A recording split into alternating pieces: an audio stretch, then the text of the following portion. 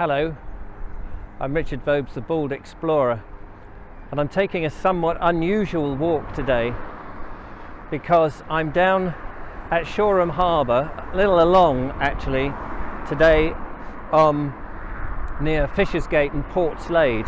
So behind me is the A259 which I'm walking along, and I'm here for two reasons really. Well, the main reason is, unfortunately, the other day I had a stone hit my new van's windscreen, and I've had to have the whole windscreen replaced.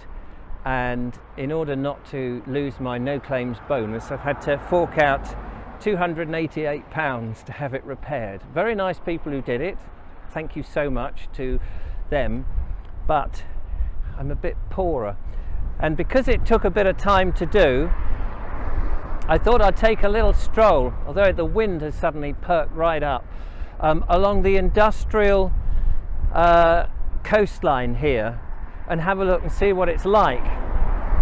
Because normally when I'm out and about, I'm showing you the beauty of the countryside, the heritage and the landscape, but this time I thought I'd show you the heritage that we have down on a more industrial scale.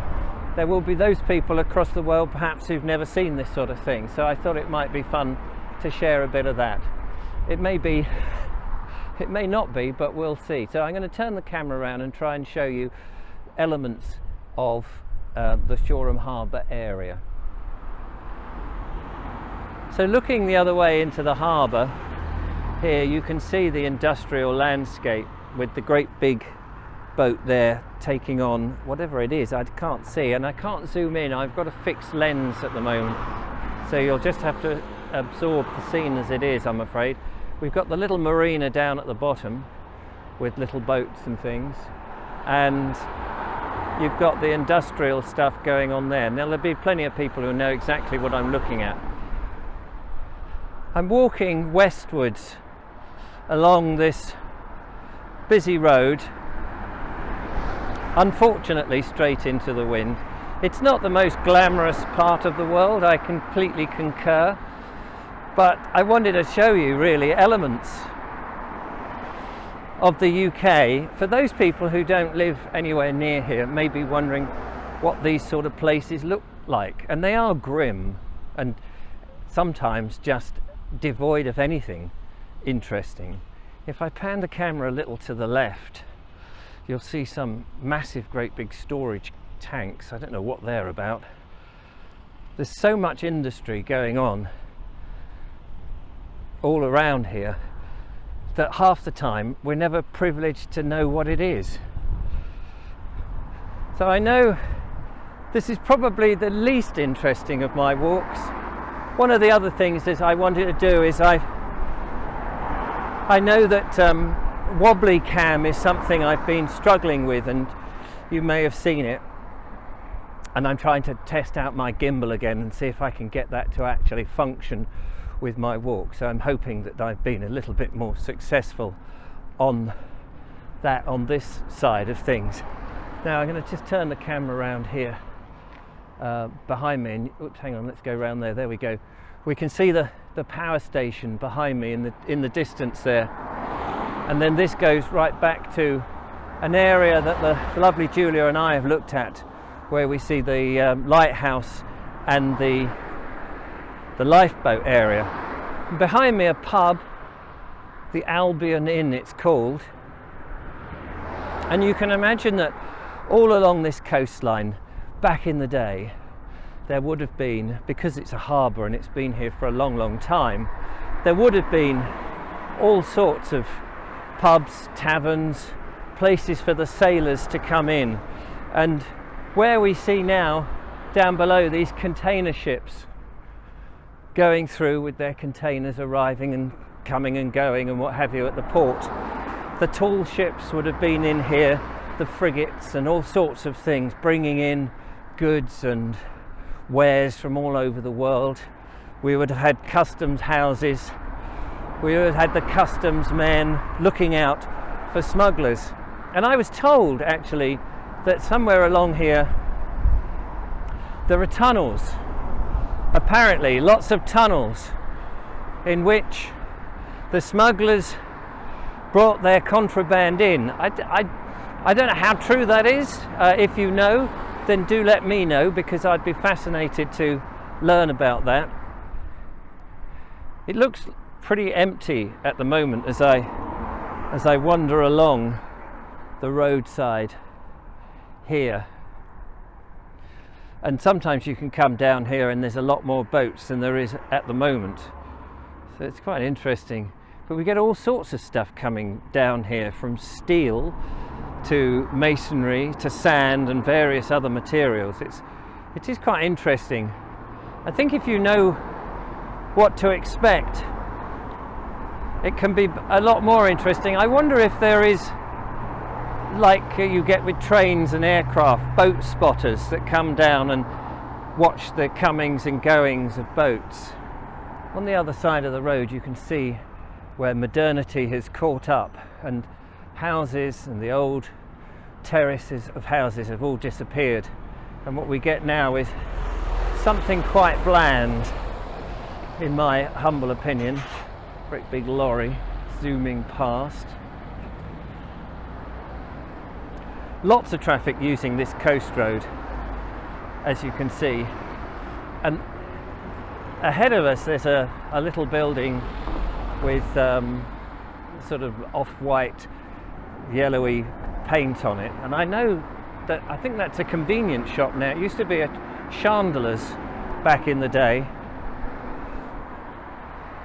There's the chandler's behind me,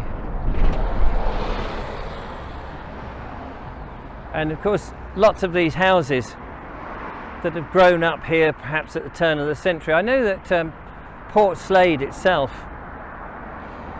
is further back up towards the Downs, and as the build-up of this area was developed more and more, the sort of houses came. But you can imagine, as I said before, there would have been a lot of small hovelly type houses where the fishermen and the various different sailors and people would have hung out in between their trips. This is Albion Way. I didn't know that it was called Albion Way. I don't know quite what to make of it all. I don't think I'm making any sense of any of this. Well, I've come back to my van now. I'm just sitting in my van inside in the back, which is probably why the colours are a bit strange. You've got an artificial light over here, and of course daylight coming through. And the reason I've come back here is I was just wandering along trying to make a video today and failing rather badly to make something that was interesting. And one of the things I found was, you know, sometimes you turn the camera on and sometimes you're wandering around, and sometimes you're trying to make sense of what you see and try to explain stuff. And you don't always know the history of the area. You don't know, often you're looking at stuff and you're trying to interpret it and you don't know always how to put that across. And I was finding that today.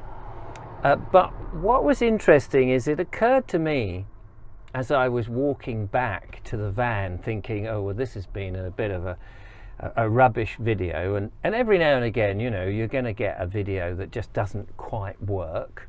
And I was thinking, yeah, I put this pressure on me to create a video every day and trying to find somewhere to go each day, and often that's quite tricky to do. And then I thought, well, in the live readings, what we're doing is we are reading about other people who are traveling around the country, stopping at pillar and post and talking about what they see and the experiences they have. Some of the authors that we've had, J.B. Priestley and H.V. Morton and others. Tickner Edwards was one that we've recently been, and we've just started with John James Hissey, who was writing in 1896, charting his journey in a dog cart, no less. And everyone's gone that we've been following in the readings in different vehicles and staying over in different sort of ways. Some camping, like Walter Wilkinson in his Peep Show, Sussex Peep Show book.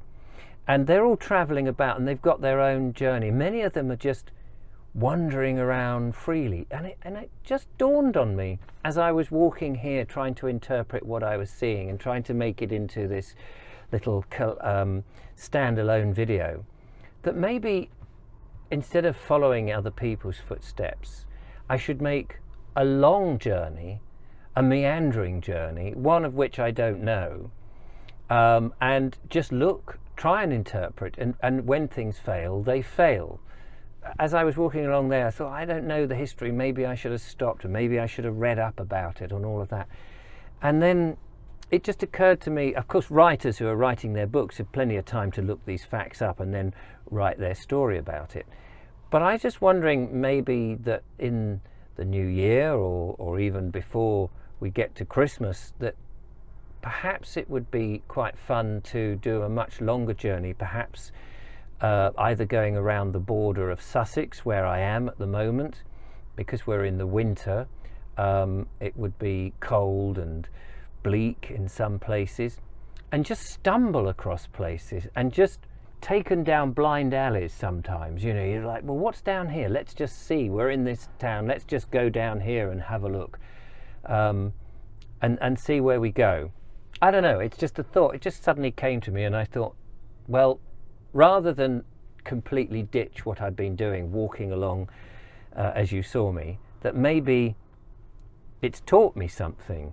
I'm prepared to learn new things and new approaches and try out new experiments. So who knows? Who knows? Maybe you hate the idea. Maybe it's rubbish. Possibly it is. Anyway, thank you for indulging it with me. I had to have my windscreen fixed, and I've had to take the morning to manage to do that, and going back to get some lunch now and then do my live reading and put this together as an edit, and hopefully it sort of hangs together and people don't hold their hands in their heads and go, oh my God, the Vobes has lost it. Don't forget to follow, like and subscribe. I'm sure that the next one I'll be out in the countryside. We're waiting for some bit more warmer weather.